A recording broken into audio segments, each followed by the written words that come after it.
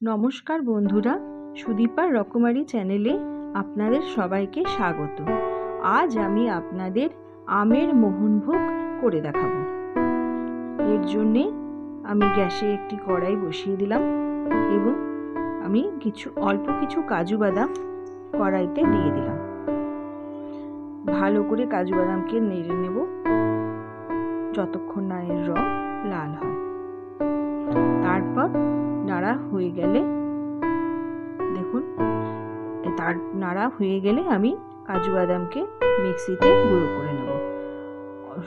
বেশি গুঁড়ো করব না, যাতে অল্প দানা থাকে সেভাবেই গুঁড়ো করে নেব।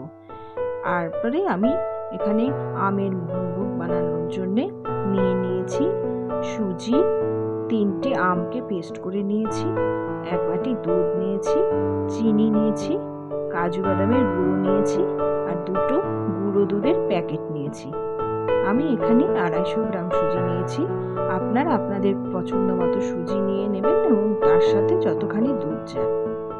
এরপর গ্যাসে একটি কড়াই বসিয়ে আমি প্রথমে সুজি ভালো করে ভেজে নেব। সুজি ভালো করে নাড়তে হবে যতক্ষণ না লাল রং চলে আসে। ভালো করে সুজি নেড়ে নিচ্ছি। দেখুন রং চেঞ্জ হয়ে গেছে। এবার আমি এর মধ্যে দিয়ে দেব দুধ। দুধ দেওয়ার পরে সুজির সাথে ভালো করে মিশিয়ে নিতে হবে। দুধ আর সুজি ভালো করে মিশিয়ে নেওয়ার পর আমি এখানে এবার দেব হচ্ছে আমের পেস্ট।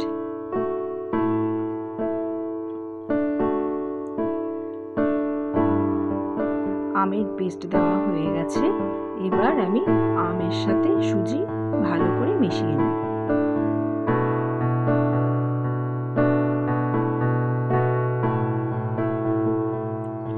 আমের সাথে সুজি ভালো করে মিশিয়ে নিয়ে ততক্ষণ নাড়তে হবে যতক্ষণ না এটা দলা পাকিয়ে আসে। দেখুন একটু দলা মন্ড মতো হয়ে গেছে।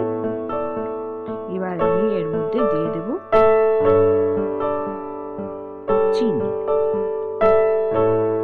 চিনি দেওয়ার পর ভালো করে নাড়তে হবে যাতে ওর সাথে সম্পূর্ণ চিনি মিশে যায়।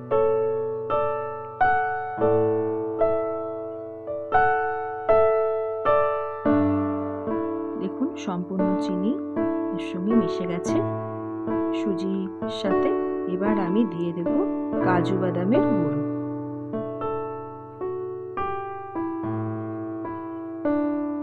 কাজু বাদামের গুঁড়োর সাথে সুজিটি ভালো করে মিশিয়ে নিতে হবে। ভালো করে সুজি কাজু বাদামের মধ্যে নাড়তে হবে যাতে সব একসাথে মিশে যায়।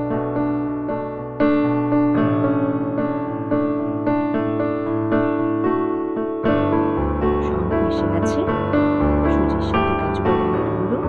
এবার আমি